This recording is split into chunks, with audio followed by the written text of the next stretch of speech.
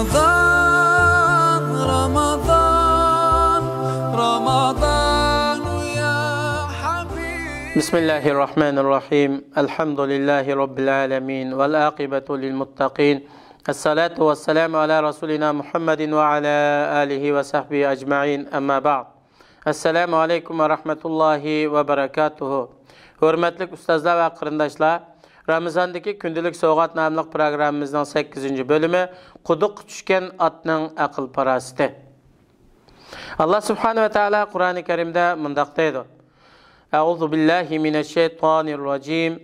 Şehru Ramazanellezî unzile fîhil Kur'an huden linnâsi ve beyinatin minel huda vel furqan. Femen şehide minkumuş şehre felyasumhu. ومن كان مريضا أو على سفر فعدة من أيام أخر يريد الله بكم اليسر ولا يريد بكم العسر ولتكملوا العدة ولتكبروا الله على ما هداكم ولعلكم تشكرون. Ayetning qisqa tarjimasi: Ramazan oyida Qur'on nozil bo'lishga boshladi. Qur'on insonlarga yetakchidir. Hidoyat qilguvchi va haq bilan nohaqni ayiruvchi ro'shan oyatlardir. Sizlardan kimki Ramazan oyida hozir bo'lsa, Ramazan ro'zasini tutsin. Kimki kasal yoki safar ustida, ya'ni musafir bo'lib tutmagan bo'lsa, tutmagan kunlar uchun boshqa kunlarda tutsin. Alloh sizlarga osonlikni xohlaydi, ta'sirni xohlamaydi. Ağzınlar ochiq yurgan kunlarning qazosini qilish bilan Ramazan ro'zasining sonini to'ldirishinglarni, sizlarni hidoyat qilganligiga Allohni ulug'lashinglarni, uning in'omlariga shukr qilishinglarni xohlaydi. Baqara surasi 185-oyat. Alloh taolo Qur'oni Karimni nozil qilishni Ramazon oyining qadr kechisida nozil qilishni boshladi.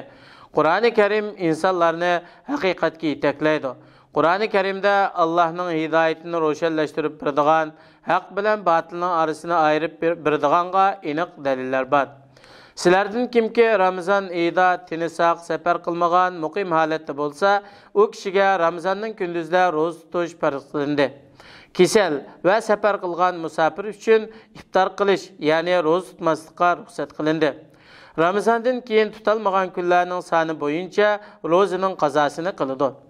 Sizlarning Ramazon oyida to'liq ro'za tutishinglar, ro'za tamam bo'lganda hayit kunida Allohni ulug'lab takbir etishinglar, Allohning sizlarni to'g'ri yo'lga hidoyat qilganligi, haqqa muvaffaq qilganligi va buni osonlashtirib berganligiga shukr etishinglar uchun Alloh taolo shariat prinsiplarini yo'lga qo'yishda sizlarga yengillik va osonlik qilishni maqsad qiladi, sizlarga mushaqqat, qiyinchilik qilishni xohlamaydi.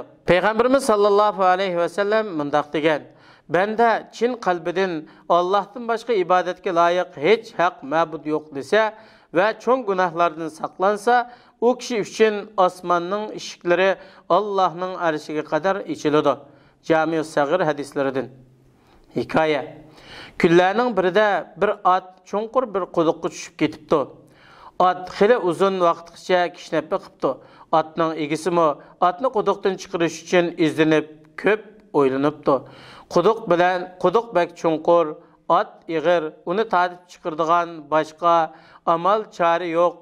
Oxirida otning egisi yashinib qolgan otni quduqdan chiqarishning hojati yo'qligi, shuning uchun otni qutqizishning foydasiz ekanligini, otni quduqqa ko'mib qaror qilibdi. Otning egisi atrofdagi kishilarni otni quduqqa ko'mib yordamlashishga chaqiribdi. Kishilar qo'llariga ketman, tishang, joto, gurjaklarini ilib, quduqqa qum, to'pa, shig'illarni tashlashga boshlabdi. Bu vaqtda quduqdagi ot kishnab turayotgan o'rnidan foydalanishga boshlabdi.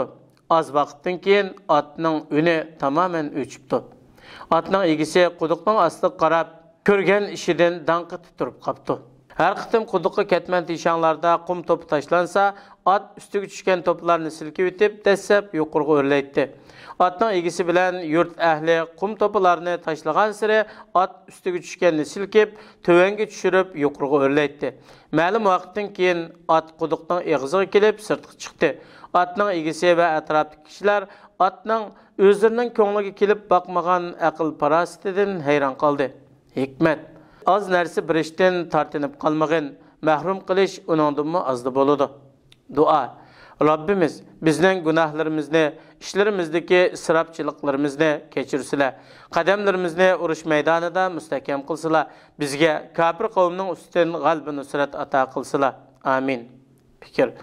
Biz hayatımızda düş kelgen her kandak bir kıyınçılık, o biz üstümüzden silkip bitip, üstüden desep ötüp ketediğen bir çangal topudan ibaret. Allah subhanahu ve taala her birimizni kıyınçılık meydanında boşaşmasdan, dinimizden vazgeçmesden, düşmanlar bilen uçraşkanda, uruş meydanlarda sabit kadem bilen müstehkem durup, Allah'ın dinine yardım berdiğan hakiki takvadar müminlerin qatarından kılsın. Vesselamu aleyküm ve rahmetullahi ve berekatuhu. Ramadan